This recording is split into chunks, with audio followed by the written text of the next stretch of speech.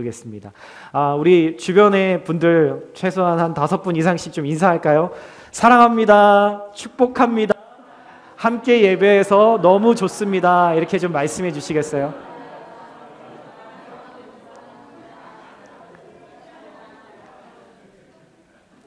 네. 어제 이제 1박 2일의 수양회를 마치고 52명이 함께 오셨었는데, 오늘 찬양하면서 또 부흥회가 계속되는 줄 알았습니다. 정말 이렇게 따뜻한 시간, 또 쉼의 시간, 또 서로를 알아가는 귀한 시간이었는데요. 또 함께 참여하지 못한 분들 아쉽지만 또 다음번 우리 또 가족 수양회에 그때는 꼭 참여하실 수 있기를 부탁드리고요. 네, 오늘도 또 주님 앞에 예배하러 나온, 특별히 또 이번에 교회라는 곳을 처음 나와본 우리 지체들이 참 많더라고요. 참 그 분들 너무너무 제가 격려해드리고 싶고 칭찬해드리고 싶고, 잘 선택하셨다라고 말씀드리고 싶습니다. 잘하셨죠? 네, 우리 주변 분들에게 한 번만 더 얘기할까요? 잘 선택했습니다. 한번 얘기해 주시겠어요? 오늘 예배 잘 선택하셨어요. 이렇게 얘기해 주세요. 네, 제가 2가지만 좀 광고하도록 하겠습니다. 네, 오늘 제가 몇 주 계속 이야기를 하고 있는데, 예배 중에는 가능하시면 정말 급한 이머전시 상황이 아니시라면 화장실이나 또 이런 것들을 좀 자제해 주시고, 미리 예배당에 들어오시기 전에 물이 필요하시면 물도 가져오시고, 커피가 필요하면 커피도 뽑아 오세요. 다만 나중에 잘 가지고 쓰레기통에 버려주시면 좋겠습니다. 예배를 잘 드리기 위해서 필요하다면 예배 전에 미리 준비하시고 오셨으면 좋겠고요. 또 뒤에 오시는 분들을 위해서 가능하면 앞에부터 자리를 좀 앉아주시면 좋겠습니다. 그러실 거죠? 아멘. 네. 그리고 한 가지는 오늘은 우리 김웅일 목사님이 100번째 생신을 맞이하신 날이에요. 우리 한번 그냥 감사와 축복에 또 격려의 박수로 같이 축하했으면 좋겠습니다. 이따가 또 저희 친교 시간에 함께 또 축하의 시간을 좀 같이 가지면 좋겠습니다. 네. 오늘 여러분들과 함께 나눌 말씀은요, 마가복음 8장 27절에서 38절까지의 말씀입니다. 함께 저와 여러분들이 한 구절씩 먼저 좀 읽으면서 오늘 이야기가 과연 무슨 얘기인가, 처음 읽어보시는 분들도 있겠지만 한번 그 이야기 안으로 들어가 보도록 하겠습니다. 제가 먼저 27절의 말씀을 읽도록 할게요. 예수께서 제자들을 데리고 가이사랴 빌립보에 있는 여러 마을로 가셨습니다. 가는 길에 예수께서 물으셨습니다. 제자들에게 물으신 거죠. 사람들이 나를 누구라고 하느냐? 제자들이 대답했습니다. 세례자 요한이라고도 하고 엘리야라고도 합니다. 예언자 중 한 분이라고 하는 사람도 있습니다. 예수께서 물으셨습니다. 그러면 너희는 나를 누구라고 하느냐? 베드로가 대답했습니다. 주는 그리스도이십니다. 예수께서 제자들에게 자신에 대해 아무에게도 말하지 말라고 단단히 주의를 주셨습니다. 예수께서 제자들에게 인자가 많은 고난을 당하고 장로들과 대제사장들과 율법학자들에게 배척을 받아 죽임당했다가 3일 만에 다시 살아나시게 될 것임을 가르치시기 시작하셨습니다. 예수께서 이 일을 드러내놓고 말씀하시자 베드로는 예수를 그게 무슨 말이냐며 항의했습니다. 그러자 예수께서 제자들을 돌아다보시고 베드로를 꾸짖으시며 말씀하셨습니다. 사탄아, 내 뒤로 물러가거라. 내가 하나님의 일은 생각하지 않고 사람의 일만 생각하는구나. 그리고 예수께서 제자들과 그분을 따르는 사람들을 다 불러놓고 말씀하셨습니다. 누구든지 나를 따르려거든 자기를 부인하고 자기 십자가를 지고 따라야 한다. 누구든지 자기 생명을 구하려고 하는 사람은 잃어버릴 것이요 누구든지 나와 복음을 위해 자기 생명을 버리는 사람은 구할 것이다. 사람이 온 세상을 다 얻고도 자기 생명을 잃으면 무슨 소용이 있겠느냐? 사람이 자기 생명을 무엇과 맞바꾸겠느냐? 누구든지 음란하고 죄 많은 이 세대에서 나와 내 말을 부끄럽게 여기면 인자도 아버지의 영광을 입고 거룩한 천사들과 함께 올 때에 그를 부끄럽게 여길 것이다. 아멘. 네, 오늘 너에게 들려주고 싶은 이야기, 세 번째 이야기 나누려고 합니다. 제목은 왕 플러스 십자가라는 제목을 한번 지어봤어요. 제가 올 봄 4월에 저희 교단 총회 모임 때문에 영국에 한번 다녀온 적이 있습니다. 마지막 마치는 날, 돌아오는 날 영국 시내를 혼자서 여행할 시간이 좀 있었는데 그때 이제 지하철을 제가 탔어요. 지하철을 타가지고 영국 런던에서도 되게 이렇게 번화하고 되게 유명한 장소들을 좀 이렇게 돌아보기 시작했는데 그 지하철역 이름 중에 제가 내렸던 역 이름 중에 하나가 되게 유명한 역이더라고요. 킹스크로스라고 하는 역이 있습니다. 예, 딱 벌써 이 단어를 듣자마자 뭔가를 떠올리신 분이 있으시겠지만 여기는 그냥 핫플레이스여서 유명한 것도 있지만 또 한 가지 유명한 것이 있습니다. 여기는 되게 관광지이거든요. 영화 해리포터의 해리포터, 영국 발음으로 그렇게 하잖아요, 그렇죠? 이 해리포터 1편에 보면은 이 해리가 현실의 세계에서 마법의 나라로 들어가는 문이 그 영화 장면이 저 킹스크로스 역 안에 플랫폼에 있습니다. 보통 플랫폼 숫자로 되어 있는데 뭐 1, 2, 3, 4, 5, 6, 7, 8, 9, 10 뭐 이렇게 되잖아요. 근데 9와 10 사이에 9와 4분의 3 플랫폼이라는 게 영화에 등장합니다. 실제로는 없는 건데 이제 거기에 이제 상상으로 이제 만들어진 거죠.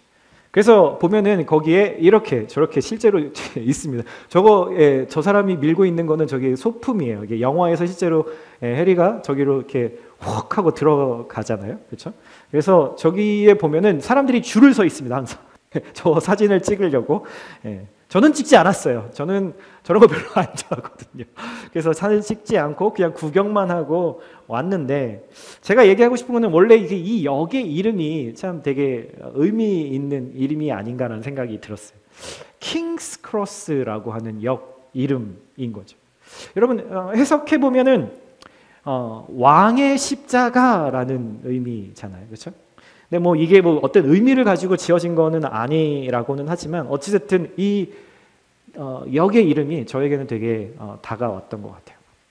무심코 그냥 지나칠 수 있지만 잘 생각해 보면 이 왕이라는 킹이라는 단어하고 크로스라고 하는 이 단어가 잘 생각해 보면 전혀 맞지 않는 두 단어의 조합이다라는 생각이 드는 거죠. 여러분들은 어떻게 생각하세요? 우리는 보통 이렇게 생각하는 딱 그 틀이 있잖아요. 그렇죠? 자, 유명인을 봐요. 만났어요. 그러면 그 사람에 대해서 우리가 어떻게 생각하죠? 유명인을 만났어요. 그러면 우리 마음속에 저 사람은 부자일 거야. 어떤 사람이 좋은 학교를 나왔대요. 그러면 우리가 뭐라고 생각하죠? 저 사람은 이미 성공했겠구나. 출세했겠구나. 자, 너무너무 예쁘고 너무너무 잘생긴 외모를 가진 사람이 있어요. 그러면 우리는 어떻게 추측하죠? 그 사람은 분명히 인기가 많은 사람일 거야. 어떤 사람이 되게 똑똑한 사람이에요. 그 사람 만나면 우리는 보통 어떻게 추측하죠? 그 사람이 똑똑하니까 아주 높은 자리에 있을 거야. 여러분, 우리는 보통 두 단어를 조합할 때 그것이 이어질 수 있는, 합리적으로 연결될 수 있는 것을 우리는 추측하고 그게 대부분 맞죠. 그런데 모든 권력과 힘을 가지고 있는 사람이라는 뜻의 왕이라는, 킹이라는 단어와 그 당시 가장 참혹한 죄인, 죄수 중에 아주 죄질이 나쁜 사람에게만 집행했던 이 십자가라고 하는 형벌, 이 두 단어가 어떻게 어울릴 수 있냐 이 말인 거죠.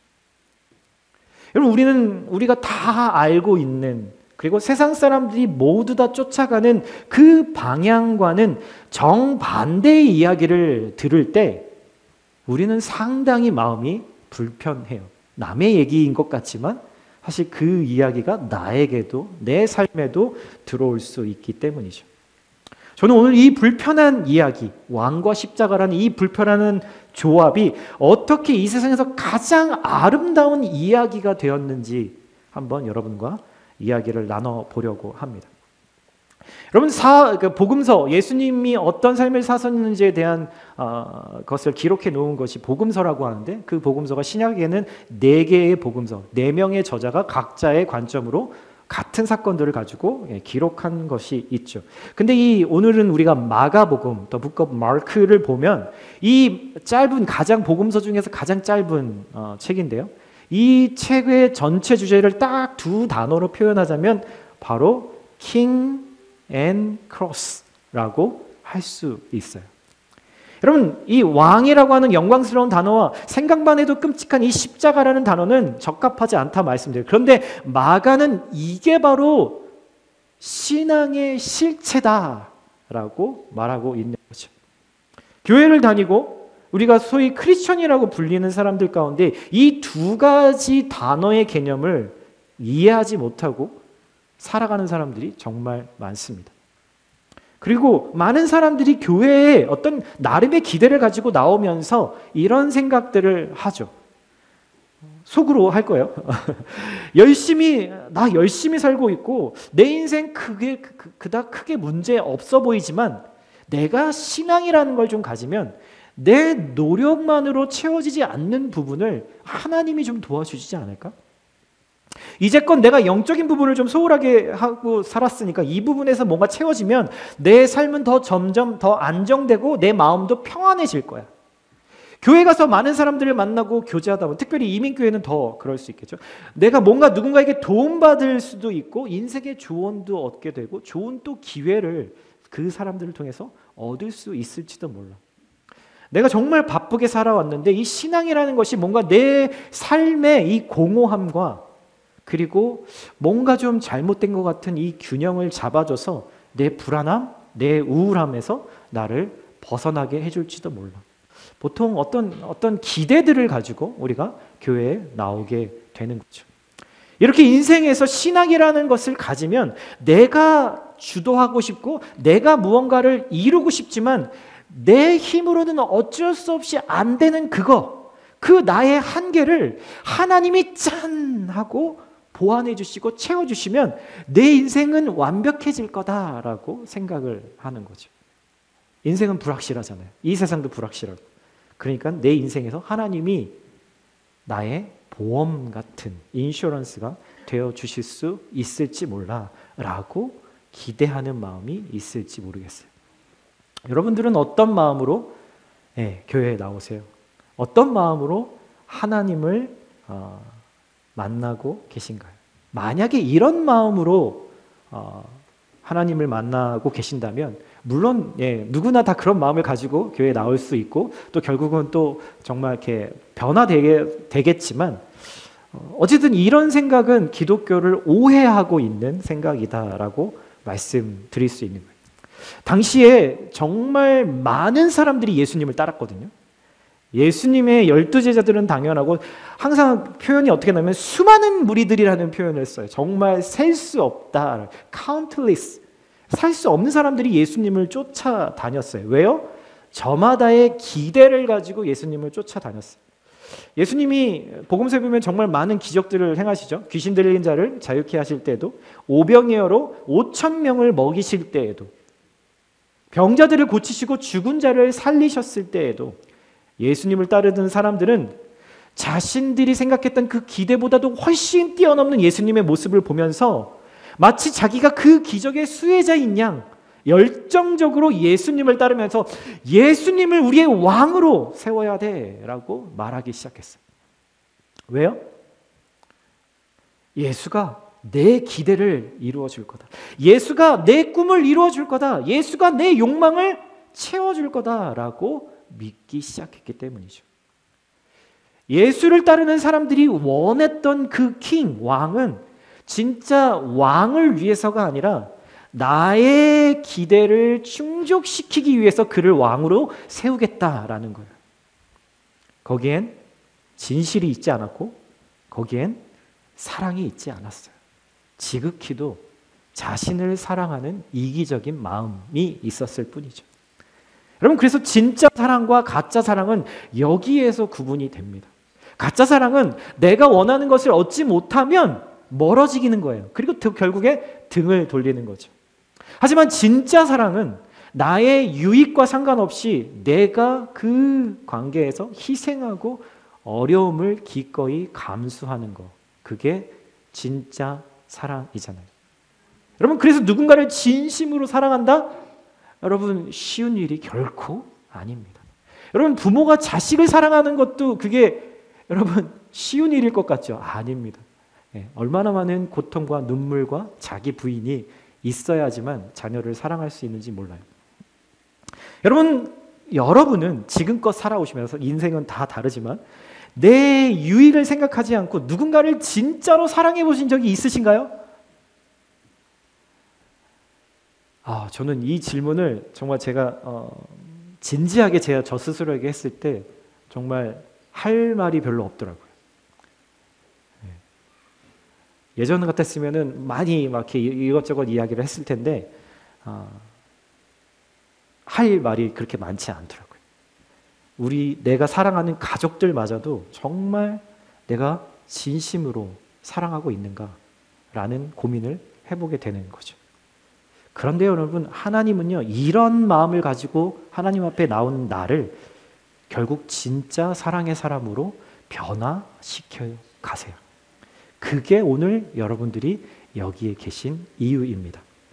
여러분, 지금은요, 그때 당시랑은 다르게, 예수님이 사셨던 그 때와 다르게 지금은 기독교가 이 세상에서 메이저가 돼서 나름의 파워도 가지고 있고 그렇지만 당시에는 전혀 그렇지 않았어요. 여러분, 기독교는 세상을 뒤집어 엎을 수 있는 아주 위험한 종교다라고 사람들이 생각했거든요. 그 당시에는 유대교가 그리고 다른 종교들이 더 메이저였죠.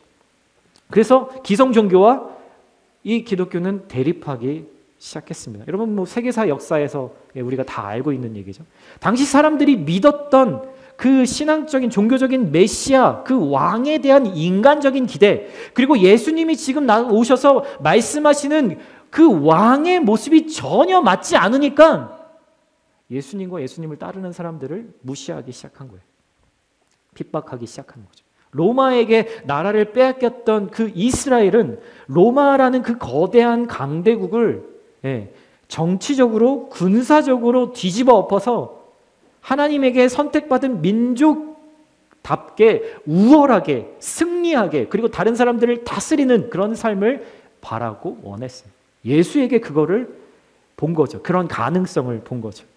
신앙엔 관심이 없다는 사람도 인생의 절박한 순간이 되면 하나님을 찾아요. 제가 예수님을 24살에 믿게 됐지만 제 어린 시절에도 제가 진짜 다급한 일을 만났을 때는 저도 모르게 하나님 이번 한 번만 꼭 도와주시면 이라는 고백을 제가 했던 기억이 납니다. 절박한 순간이 되면 하나님을 찾아요. 내가 신앙생활하면 취업도 잘 되고 크게 아픈 일도 없어지고 내가 예측할 수 없는, 막을 수 없는 불행한 사고도 막아주실 거고 나를 모르는 사람이 나를 막 도와주는 일들이 막 생겨나고 그토록 내가 바라던 장학금도 얻게 되고 내 자녀들이 좋은 대학에 가서 성공하는 마치 어느 날 로또 맞은 것처럼 그런 일들이 짠하고 일어날 수 있다라는 그런 기대를 하는 거죠. 신앙생활 하면서 예수님이 원하시는 삶과 내가 현실에서 살아가는 삶의 차이, 그 기대의 차이라는 거예요.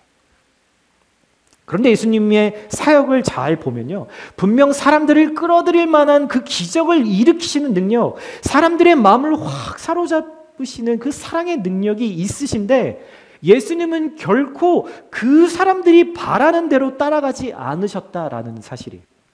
반대로, 정반대로 처음부터 끝까지 예수님은 하나님이 원하시는 길을 걸어갔어요. 사람들이 원하는 길을 걸어가신 게 아니라 인기를 위해서, 영광을 위해서 걸어간 것이 아니라 하나님을 위해서 그 길을 걸어가셨다는 사실이죠. 하나님이 원하시는 선택을 하기 위해서 그 인기, 영광을 버리고 스스로 어려움과 고난을 선택하셨다라는 거예요. 왜 그러셨을까? 도저히 이해가 되지 않죠. 근데 성경은 그렇게 얘기합니다. 예수님이 하나님 아버지께 사랑을 받으셨고 예수님이 그래서 하나님을 사랑하셨기 때문이다 라고 이야기를 하죠. 그게 모든 이유의 전부입니다. 27절부터 30절까지 이렇게 얘기해요. 예수께서 제자들을 데리고 빌립보에 있는 여러 마을로 가셨습니다. 가는 길에 예수께서 물으셨습니다. 사람들이 나를 누구라고 하느냐? 세례자 요한이라고도 하고 엘리야라고도 합니다. 예언자 중 한 분이라고도 하는 사람도 있네요. 예수님께서 또 물으십니다. 그러면 너희는, 다른 사람이 뭐라고 얘기했는지 나는 별로 신경 안 쓰고 너희는 지금 나를 누구라고 생각하느냐라고 물어보시니까 베드로가 대답합니다. 주는 그리스도이십니다. 예수께서 제자들에게 자신에 대해 아무 말도 하지 말라고 단단히 주의를 주기 시작하셨다라고 얘기하죠.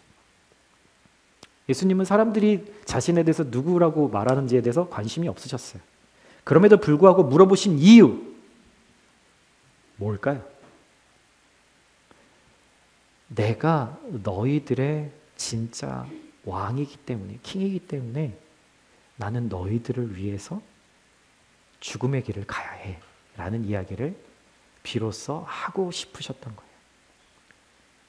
그럼 베드로가 말한 주는 그리스도이십니다라는 고백은 사실 성령께서 그 순간에 베드로에게 임하셔서 그렇게 하신 고백이었다라고 마태복음에 그렇게 기록되어 있습니다. 그리스도라는 말은 그분이 메시아, 하나님이란 말이에요. 하나님이 이 땅에 오셨다. 무엇을 위해서? 나를 위해서. 여러분, 항상 감정적으로 행동하고 때로는 상황 파악도 제대로 못하고 좌충우돌하는 베드로의 이 진심의 고백이 아니라 주의 성령께서 그에게 임하셔서 그의 입술을 통해서 말씀하게 하셨다. 여러분, 이 말씀을 하신 궁극 이유는 바로 31절의 이야기를 하시기 위함이었어요. 한번 읽어볼까요? 시작. 예수께서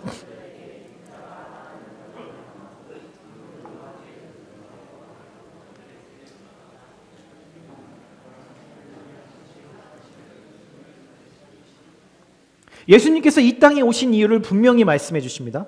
첫 번째, 고난을 받고 버림받기 위해서. 고난을 받고 버림받기 위해서. 두 번째, 죽임을 당하기 위해서 이 땅에 오셨다. 세 번째, 다시 살아나기 위해서 이 땅에 오셨다. 이 세 가지 이유를 분명하게 밝히고 계세요. 이게 예수님이 지금 이 땅에 오신 이유. 앞에 그 고난, 죽음이라는 말 때문에 여러분 어떻게 보면 뒤에 이제 다시 살아나시겠다라고 하는 말이 전혀 들어오진 않았겠지만 그때까지 예수님을 따랐던 많은 사람들이 생각했던 것과는 완전히 180도 다른 예수님의 길이셨다라는 거예요. 고난을 받고 사람들은 어떻게 생각했죠? 모든 사람들에게, 심지어 로마 사람들에게조차 영광을 받으시기를 기대했어요. 버림받아요. 사람들은 수많은 사람들의 인기를 한 몸에 다 받기를 기대했어요. 죽임을 당하고 사람의 권력과 권세로 기세등등하게 살아서 사람들을 컨트롤하기를 바랬죠. 그런데 예수님이 다시 살아나신대요? 아니요. 사람들은 다른 사람들을 예수님이 죽이기도 하시고 살리기도 하는 그 권세를 가지고 자기들도 떵떵거리면서 그 권력을 누리고 싶었어요. 예수님은 지금 나는 너희들이 기대하는 그런 왕이 아니야. 전혀 아니야 라고 말씀하시는 거예요. 이전까지 사람들이 메시아에 대해서 이렇게 고난을 받고 사람들에게 배척을 받고 버림받고 죽임을 당하고 이런 것을 전혀 연결시켜 본 적이 없었다라는 거죠. 우리가 아는 왕, 그 당시에 사람들이 생각했던, 경험했던 왕은 자기의 유익을 위해서, 자기의 행복을 위해서 백성들을 이용하는 사람이지, 백성들을 위해서 제일 프런트 라인에 서서 그들을 대변해주고 그들을 위해서 희생하는 자가 전혀 아니었기 때문이죠. 그럼 지금은 다른가요? 아니요. 왕이 없지만 왕 같은 사람들은 우리를 그렇게 대하지 않습니다. 악과 불의를 끝내고 세상의 일을 모두 바로 잡아야 할 메시아가 고난을 받는다니, 사람들에게 외면을 받는다니, 고난을 받다가 죽기라도 하면 어떻게 그 악을 이길 수 있겠냐라는 거죠. 그런데 예수님은 자진해서 스스로 자기 목숨을 내놓을 계획이라고 지금 말씀하고 계시는 거예요. 그렇게 하니까 32절에 베드로가 이렇게 이야기합니다. 뭐라고요? 베드로는 예수를 붙들고 그게 무슨 말이냐고 항의를 했습니다. 여기서 항의하다라는 원래 의미는요, 꾸짖는다라는 말이에요. 위에 사람이 아랫 사람을, 혹은 잘 알고 있는 사람이 모르는 사람을 꾸짖는 것을 말하는 의미거든요. 쉽게 말해서 이런 말이에요. 아니 이 양반아, 지금 제정신이야? 내가 지금 내 직장, 내 가족 모두 버려두고 당신만 믿고 여기까지 왔는데 고난을 받겠다고? 죽겠다고? 그럼 나는 당신이 나 잘되게 해줘야 될 거 아니야. 나 성공하게 도와줘야 될 거 아니야. 그럼 난 어쩌라고? 지금 이런 말을 하고 있는 거예요. 그러니까 예수님이 대답을 하십니다. 그래, 내가 너의 왕인 거 맞아. 맞지만 나는 내가 살기 위해서가 아니라 너를 위해서, 죽기 위해서 왔어. 나는 왕의 자리에 앉아서 너를 호령하기 위해서, 컨트롤하기 위해서 온 것이 아니라 나는 왕이지만 너를 위해서 내 힘을 다 빼려고 이 땅에 왔어. 내 목적은 너에게 명령하기 위한 것이 아니라 너를 섬기기 위해서 왔어. 이게 내가 이 땅에, 이 세상에 악을 무찌르고 세상 만사를 바로잡기 위해서 사용할 방법이야. 여러분들의 한숨, 깊은 한숨이 들리네요. 여러분들 동의하시나요? 예수님이 여러분들의 삶에 나타나셔서 여러분들 개인에게 이렇게 말씀하신다면 여러분들은 동의하시겠어요? 여러분이 하나님에게 기대했던 것, 하나님의 말씀, 예수님의 계획이 일치하나요? 여러분 솔직하게 한번 생각해 보세요. 여러분 지금 우리가 살아가고 있는 이 시대에 교회가 세상 사람들에게 희망이 되는 게 아니라 걱정거리가 되고 있잖아요. 그렇죠? 그런 이유가 뭐죠? 교회가 힘을 얻으려고 하는 것, 이 힘을 잃으려고 하는 것이 아니라 힘을 더 얻으려고 하고, 교회가 섬기려고 하는 것이 아니라 사람들을 컨트롤하려고 하고, 그리스도인들이 자신의 욕심을 포기하고 죽는 것이 아니라 끝까지 내 욕심 부리고 다른 사람들 머리 위에 오르려고 그러기 때문 아닌가요? 여러분 교회만 그래요? 저와 여러분은요. 힘을 잃고 싶어서, 누군가를 섬기고 싶어서, 내 욕심을 포기하고 싶어서 예수님 믿는 분 여기 계세요? 여러분 궁극적으로 우리가 그런 동기가 아니라면 우리는 세상 사람들에게 비웃음거리밖에 되지 않을 거예요. 여러분 그렇다면 다시 돌아가서 왜 예수님은 반드시 죽으셔야만 했냐라는 거죠. 다른 방법도 있을 수 있잖아요. 근데 왜 꼭 죽음이라는 방법을 선택하셔야만 했냐라는 거죠. 참 이해되지 않는 역설이에요. 죽어야만 다시 살아날 수 있기 때문이죠. 무슨 말이에요? 내 자아가 죽어야만 비로소 내 안에서 하나님이 하나님 되실 수 있다라는 말이에요. 여러분 나로 가득하면, 내 주장과 내 생각으로 내가 가득해지면 이거는 그냥 내추럴한 거예요. 그냥 놔두면 나로만 가득 찹니다.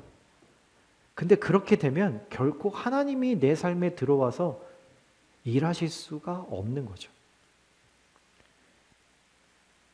죽어야만 산다? 여러분 조선시대 임진왜란 때 이순신 장군이 하신 말씀일까요? 아니요. 여러분 예수님이 저와 여러분들을 구원하시기 위해서 선택하신 진리이세요. 여러분 누군가를 위해서 죽는다는 게 여러분 쉬운 일일까요?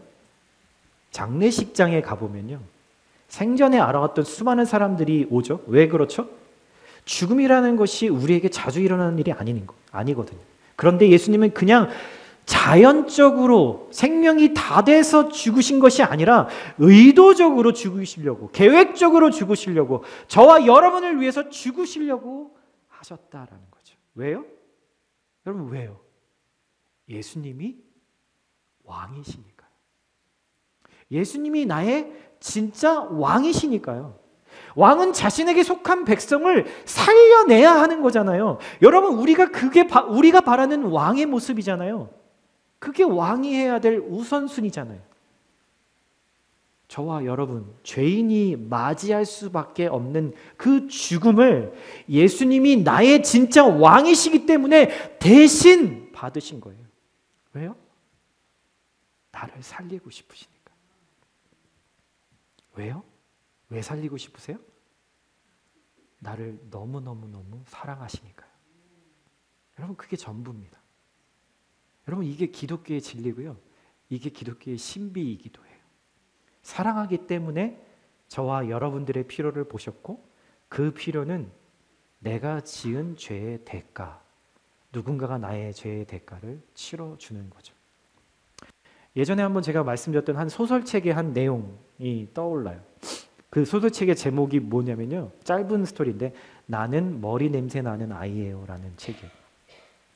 이 책에 이런 이야기가 나옵니다. 초등학교 딸 아이와 엄마가 대화를 하는 장면인데, 이 책 속에 어린아이의 이름이 해수라고 합니다. 근데 그 해수가 엉덩이까지 머리가 이렇게 길은 아주 긴 머리를 가지고 있는 아이였대요. 그래서 이 머리를 감으려면은 너무 머리가 기니까 혼자서는 감을 수가 없고 엄마가 도와줬어야만 했는데, 어느 날 머리를 감는 것을 엄마가 도와주면서 해수에게 이렇게 물어봤답니다. 해수야, 만약에 니네 반 아이 중에 공부를 못하거나 가난하거나 더럽거나 못생겼거나 신체가 부자유스러운 아이가 있는데 그 아이가 너랑 친구가 되고 싶어 한다면 너는 어떻게 할 거니? 라는 질문을 머리를 감겨주면서 엄마가 물어봅니다. 근데 그 질문을 받고 이 해수가 대답이 없는 거예요. 그러자 엄마가 이렇게 대답을 해줍니다. 해수야, 너는 머리 냄새 나는 아이야. 꼭 기억해. 가난하거나 더럽거나 못생겼거나 다리를 저는 아이를 보거든, 아, 참, 나는 머리 냄새 나는 아이지. 그러면 너가 그 아이들과도 똑같다라는 것을 알게 될 거야. 가끔씩 저는 이 이야기, 동화의 이 이야기가 떠올라요. 우리는 자꾸 내가 죄인인 건 있고 다른 사람이 죄인이라고 말하는 거에 익숙해요. 다른 사람의 잘못을 들추고 다른 사람의 그것들을 판단하죠. 나는 쟤보단 나라는 것이 우리의 이유입니다. 하지만 성경은 그나 나나 똑같은 죄인이라는 것을 분명히 확인시켜 주죠. 로마서에 보면은 로마서 3장의 9절부터 보면은 이렇게 이야기합니다. 제가 한번 읽어드릴게요. 그러면 어떡하냐? 우리는 나으냐? 결코 아니라. 유대인이나 헬라인이나 다 죄 아래에 있다고 우리가 이미 선언하였느니라. 유대인의 관점에서 유대인은 유대인이고요, 헬라인은 유대인 밖의 모든 사람을 헬라인이라고 해요. 그러니까 세상 모든 사람을 얘기하는 거죠. 모든 사람이 다 죄 아래에 있다고 우리가 이미 선언했느니라. 기록된 바 의인은 없나니 하나도 없으며 깨닫는 자도 없고 하나님을 찾는 자도 없고 다 치우쳐 함께 무익하게 되고 선을 행하는 자는 없나니 하나도 없도다. 그들의 목구멍은 열린 무덤이요 그 혀로는 속임을 일삼으며 그 입술에는 독사의 독이 있고 그 입에는 저주와 악독이 가득하고 그 발은 피 흘리는 데 빠른지라. 파멸과 고생이 그 길에 있어 평강의 길을 알지 못하였고 그들의 눈앞에 하나님을 두려워함이 없느니라 함과 같으니라. 여러분, 이게 저와 여러분의 현실입니다. 이게 저와 여러분의 상태예요. 하나님 보시기엔 그냥 그럭저럭이면 됐지, 아니면 나는 저 사람보단 조금은 괜찮은 사람, 그런 말이 하나님 앞에선 통하지 않는다라는 거죠.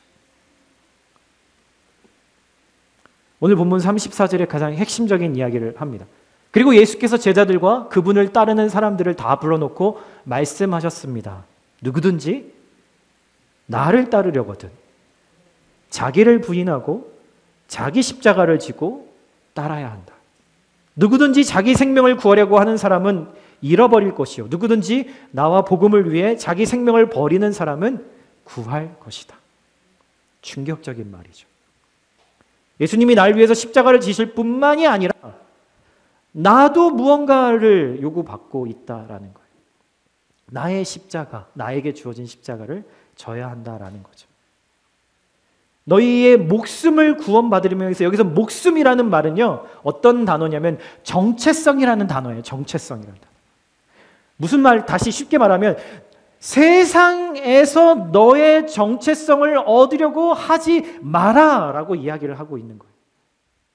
여러분, 우리가 사는 세상에서 나의 욕망, 나의 계획, 나의 꿈을 부인하라 하면서 살라고 이 세상은 우리에게 말하지 않아요. 계속 세상의 문화, 바뀌어가는 이 세대의 문화는 계속해서 우리에게 이대로 살으라고 이야기를 하죠. 다들 인정받기 위해서 살라, 네 욕망을 이루기 위해서 죽을 힘을 다해서 살라라고 이야기하죠. 크리스천이 된다는 사실은 사실 누구나 주장할 수 있는 그 권리를 기꺼이 포기한다라는 말과 같아요. 그걸 예수님이 십자가에서 보여주셨어요. 여러분, 십자가를 진다는 것은 내 삶에서 내가 왕이 되려는 것, 내가 주인 되려는 것, 내 인생 내 거다라는 것을 하나님께 포기한다라는 말과 같아요. 여러분, 엄청난 고백입니다.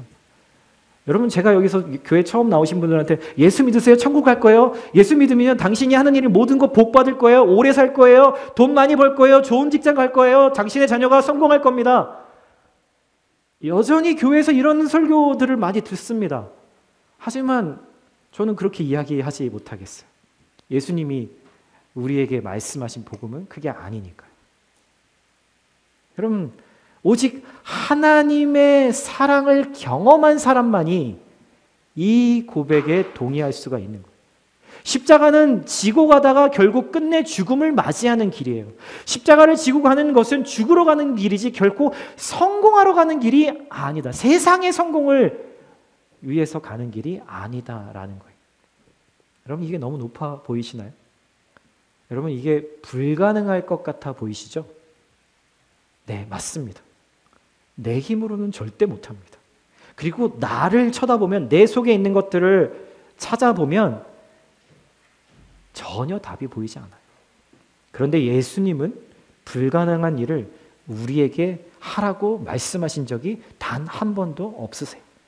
여러분, 그렇다면 어떻게 예수님처럼 나도 나에게 주신 그 십자가를 질 수 있을까요? 여러분, 오늘 본문에 베드로가 참 재밌는 모습으로 나옵니다. 어떻게 보면 베드로 자신은 되게 억울할 거예요.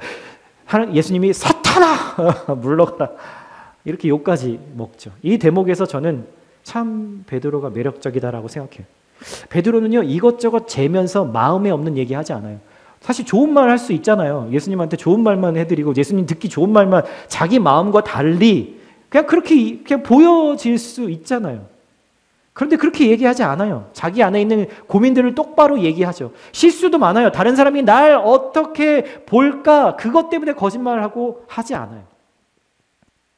자기 마음에 안 들면 예수님도 혼내는 베드로. 그러다 또 어떤 때는 예수님은 그리스도이십니다. 하나님의 아들입니다. 이렇게 또 거룩한 말도 했다가 이리 갔다 저리 갔다 좌충우돌하는 모습. 저와 여러분의 모습 같지 않으세요? 그런데 예수님은 이런 베드로를 너무나 사랑하셨다는 거죠. 여러분, 우리가 다 알잖아요. 베드로의 인생이 어떻게 펼쳐졌는지. 그는 이런 사랑을 받았음에도 불구하고 마지막에 예수님을 모르며 저주하며 부인합니다. 예수님은 그런 베드로를 다시 회복시키세요. 여러분, 사람은 아무도 완벽하지 않습니다. 크리스천이라고 더 완벽하지 않아요. 불완전하지만 그래서 예수님께 우리는 사랑을 받는 사람인 거예요.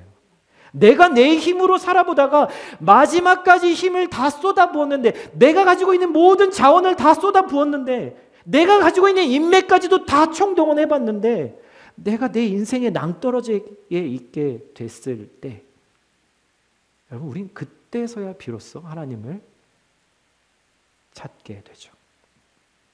베드로도 결국 예수님이 십자가에서 죽으시고 도망치고 부인하고 실패한 이후에 예수님이 부활하셔서 그의 일터, 물고기 잡는 그 일터까지 찾아오셔서 예수님을 다시 만나고 나서야 진짜 예수님을 믿게 됐어요. 여러분, 그래서 저는 늘 이렇게 기도합니다. 빨리 망하게 해달라고.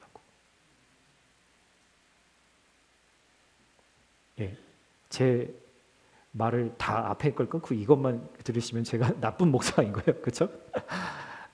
여러분들을 위해서 기도할 때도 저는 그런 기도를 자주 합니다. 빨리 망하게 해달라고. 가능하면 빨리 인생의 막다른 골목, 자기의 그 고민 가운데서 그 막다른 길목에 서보게 해달라고. 그래서 하나님이 어떤 분이신지를 알고 찾게 해달라고. 물론 이전에는 그거 경험하지 않고 빨리 좀 우아하게 좀 돌아오게 해줄 수는 없나요, 하나님? 그렇게 기도했었는데요. 이제 더 빠른 기도의 응답이 바로 망하게 해달라는 거. 근데 죽게 해주십시오. 그래야 다시 살 수 있습니다. 여러분, 성경이 말하는 순종은 억지로 하는 것이 아닙니다. 누군가를 진심으로 사랑하게 되면 그가 원하는 거, 그가 말하는 거, 그가 좋아하는 것을 나도 하고 싶어지는 거예요. 여러분, 그게 사랑이잖아요. 하나님의 사랑을 깊이 경험해 보는 거. 여러분들이 마주한 그 낭떠러지 같은 세상에서 십자가에서 그 사랑을 깨달아 아는 것 말고는 우리가 십자가를 질 수 있는 방법, 하나님을 믿을 수 있는 방법은 전혀 없다라는 사실이에요. 여러분, 그래서 오늘 이 예배가 저와 여러분과 하나님을 경험하는, 십자가가 과연 무엇인지를 경험하는 시간이 되기를 간절히 기도하는 것이죠. 여러분, 어떻게 내 삶에 적용할 수 있을까요? 여러분, 손해보는 삶을 선택하셔야 합니다. 여러분, 손해보는 삶을 선택하십시오. 이기려고 하지 마세요. 뭔가 얻으려고 하지 마세요. 내가 이 세상에서 손해보잖아요? 하나님이 그 손해를 채워주시고 더 주세요. 여러분, 이 진리를 경험하지 못한 사람은 결코 이 세상에서 손해보려고 하지 않습니다. 그렇지 않겠어요? 나의 고집을 다른 사람을 위해서 기꺼이 꺾는 거예요. 나를 싫어하는 사람에게 친절하게 대해보는 거예요. 나에게만 집중하지 않고 내 주변 이들의 마음의 소리에 귀 기울여 보는 거예요. 맨날 나만 힘들다가 아니라 저 사람은 뭐가 힘들까? 저 사람의 고민은 뭘까? 고민해 보는 거죠. 똑같은 실수를 그 사람이 해도 넉넉한 마음으로 용서해 보는 거예요. 왜요? 나도 매일 예수님께 용서받고 있으니까. 또 누군가를 판단하고 선입견으로 바라보는 것을 더 이상 멈추는 거예요. 하지 않는 거예요. 하나님이 매일 넘어지는 나를 매번 웃으면서 사랑으로 대하시는 것처럼 내가 때로는 잘못 안 했는데도 오해를 받아도 침묵하며 기다려야 할 때도 있는 거예요. 그게 예수님처럼 나도 십자가를 지는 거예요. 여러분, 두려워하지 마세요. 그 십자가 나만 지는 거 아니니까요. 내가 지는 그 십자가를요, 예수님이 오셔서 나와 함께 그 어깨에 짊어매고 같이 가주세요. 예수님이 그렇기 때문에 우리에게 너의 십자가를 지라고 말씀하실 수 있는 거예요. 여러분, 힘드세요? 예수님께 그 십자가를 드리세요. 그러면 예수님이 혼자서라도, 그리고 나를 업고서라도 그 십자가를 지고 가 주실 겁니다. 내가 하는 일이 아닙니다. 예수님을 나의 왕으로, 내 삶의 진정한 주인으로, 리더로 인정하고 받아들일 때 예수님이 내 안에서 하시는 일이에요. 여러분, 오늘 예수님이 여러분에게 들려주고 싶으신 세 번째 이야기, 이 왕과 십자가의 삶을 여러분의 삶에도 기꺼이 적용하고 또 기쁨으로 감당하시는 이번 한 주가 되시기를 예수님의 이름으로 축복드립니다. 아멘. 우리 함께 찬양하며 오늘 주신 또 말씀에 근거해서 우리 함께 기도하고 내 삶에 적용하며 우리의 연약함을 주님께 고백하며 도움을 구하며 기도했으면 좋겠습니다.